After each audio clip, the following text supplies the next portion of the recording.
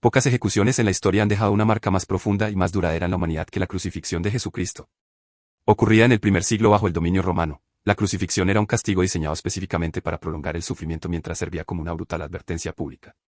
Jesús, acusado de traición y blasfemia, fue condenado a la pena máxima por Poncio Pilato. Aunque muchos relatos sugieren que el propio Pilato dudaba de su culpabilidad, obligado a cargar su propia cruz por las calles de Jerusalén hasta el Gólgota, Jesús soportó humillación pública, agotamiento físico y burlas repetidas antes de ser fijado a la cruz. El método en sí era uno de los más agonizantes jamás ideados.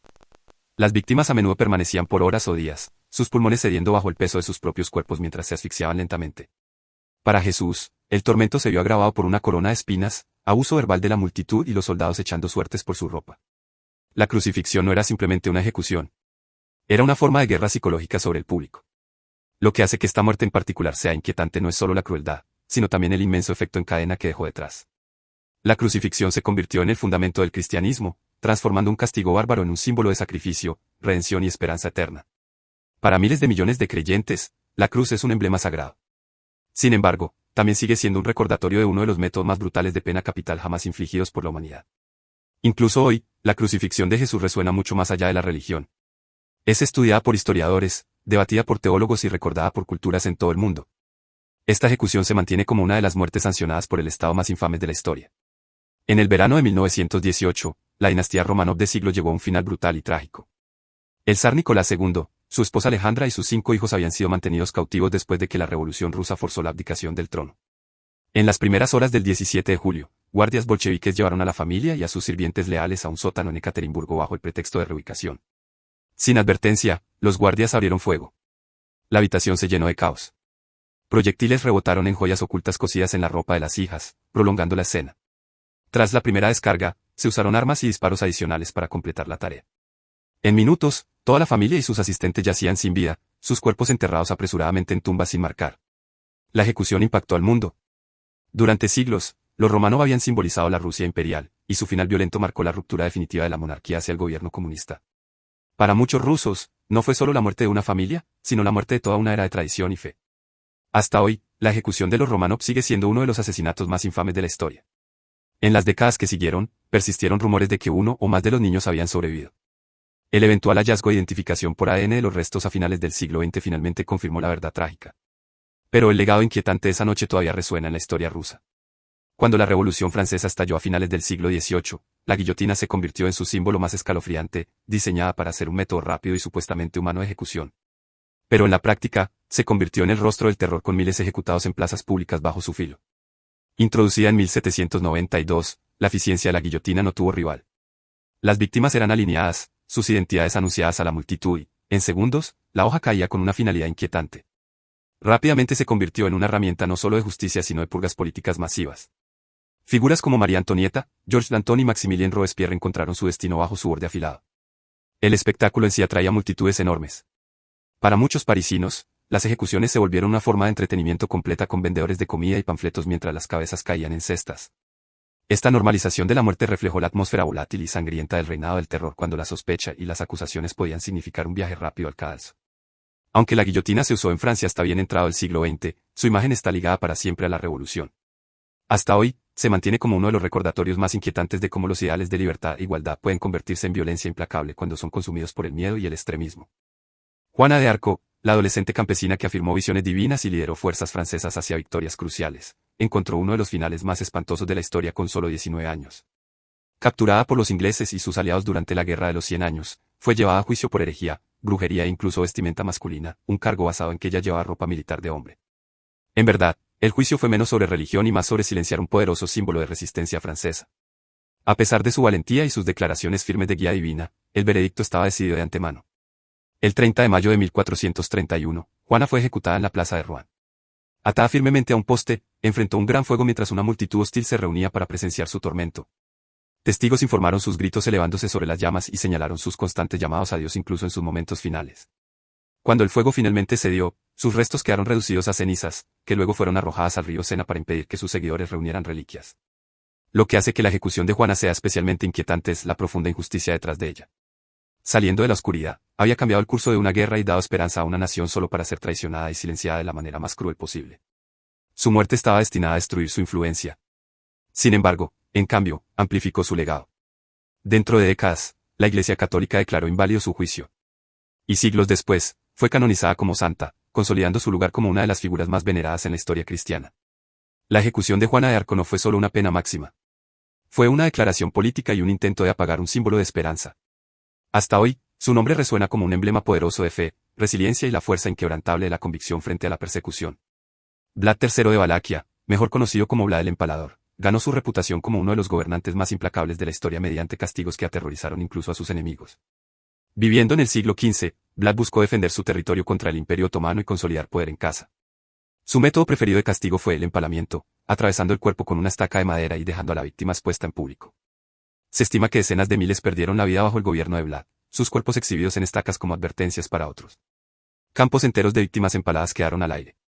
Relatos describen caminos bordeados por cuerpos, una estrategia deliberada para sembrar horror y asegurar obediencia. Mientras algunos rumanos ven a Vlad como un héroe nacional que resistió la dominación extranjera, su crueldad es imposible de ignorar. Sus atrocidades fueron más allá de la necesidad de guerra. Los castigos a menudo apuntaban no solo a enemigos, sino también a campesinos, nobles y cualquiera quien sospechara de traición. El terror psicológico que desató lo volvió infame en toda Europa. La reputación de Vlad más tarde inspiraría al personaje ficticio de Bram Stoker, el conde Drácula. Sus castigos no fueron solo sanciones. Fueron teatro diseñado para grabar el miedo profundamente en los corazones de todos los que oían su nombre. A finales del siglo XVII, la histeria se apoderó de Salem, Massachusetts, donde el miedo a la brujería condujo a uno de los episodios más infames en la América colonial. Entre 1692 y 1693, más de 200 personas fueron acusadas de practicar brujería, un delito castigado con la pena máxima. Los juicios fueron alimentados por paranoia, fervor religioso y venganzas personales con poco espacio para una defensa racional. Los acusados enfrentaban elecciones imposibles, confesar brujería y vivir en desgracia o mantener la inocencia y arriesgar la ejecución. 19 personas, la mayoría mujeres, fueron ahorcadas en Gallows Hill. Otro hombre, Giles Corey, fue sometido a presión bajo piedras pesadas después de negarse a declarar. Las ejecuciones atrajeron grandes multitudes, convirtiendo la experiencia en un espectáculo público macabro. Los métodos fueron severos, y las víctimas a menudo enfrentaron tormento incluso antes de llegar a la horca. Encerradas en prisiones sucias durante meses. Lo que hace que estas ejecuciones sean especialmente inquietantes es que se basaron en gran parte en miedo y evidencia fabricada. El testimonio espectral, afirmaciones de que espíritus de los acusados atormentaban a las supuestas víctimas, fue aceptado como hecho en el tribunal. Hoy, los juicios de brujas de Salem siguen siendo un relato de advertencia. Exponen los peligros de la histeria y la búsqueda de chivos expiatorios, mostrando cómo el miedo puede volver comunidades enteras contra los inocentes. El legado inquietante de estas muertes no yace solo en la pérdida de vida, sino en la advertencia que ofrecen sobre la crueldad humana bajo la apariencia de rectitud. El 30 de diciembre de 2006, el exdictador iraquí Saddam Hussein fue ejecutado por ahorcamiento, cerrando uno de los capítulos más oscuros de la historia moderna de Medio Oriente. Tras décadas de gobernar Irak mediante miedo, brutalidad y asesinatos masivos, Saddam fue capturado por fuerzas estadounidenses en 2003. Su juicio, ampliamente televisado, terminó con una condena por crímenes contra la humanidad, en particular por el final de 148 aldeanos chiíes en Dujal en 1982. La ejecución en sí fue rápida pero polémica. Saddam fue llevado a la horca en Bagdad y se le dio poco tiempo para palabras finales antes de que el lazo fuera colocado alrededor de su cuello. Con una caída repentina, su vida terminó. Sin embargo, grabaciones filtradas de teléfono del ahorcamiento se difundieron globalmente, mostrando burlas de guardias y escenas caóticas. Las reacciones a su muerte estuvieron divididas. Para muchos iraquíes, en particular aquellos que habían sufrido bajo su régimen, fue un momento de cierre. Sin embargo, otros criticaron el manejo de la ejecución, argumentando que alimentó aún más las divisiones sectarias y debilitó la estabilidad en la región. Internacionalmente, grupos de derechos humanos cuestionaron la equidad del juicio y el uso de la pena capital en un caso tan cargado políticamente. El ahorcamiento de Saddam sigue siendo inquietante no solo por quién fue, sino por lo que simbolizó, un final violento de una era violenta, capturado en imágenes inestables y compartido con el mundo en tiempo real. El 19 de mayo de 1536, Ana Bolena, la segunda esposa del rey Enrique VIII, encontró uno de los finales más infames y trágicos en Tower Green. Alguna vez la mujer más poderosa de Inglaterra, el ascenso meteórico de Ana al trono terminó en traición y final. Fue acusada de adulterio, incesto y traición. Cargos que la gran parte de los historiadores hoy concuerda fueron fabricados para retirarla del trono y abrir el camino para el matrimonio de Enrique con Juana Seymour. El juicio fue rápido, orquestado y diseñado para un solo resultado, la eliminación de Ana. La ejecución de Ana fue distinta de la mayoría de otras de su tiempo. En lugar de los métodos habituales, Enrique ordenó a un hábil espadachín francés realizar la decapitación, asegurando un final rápido y preciso.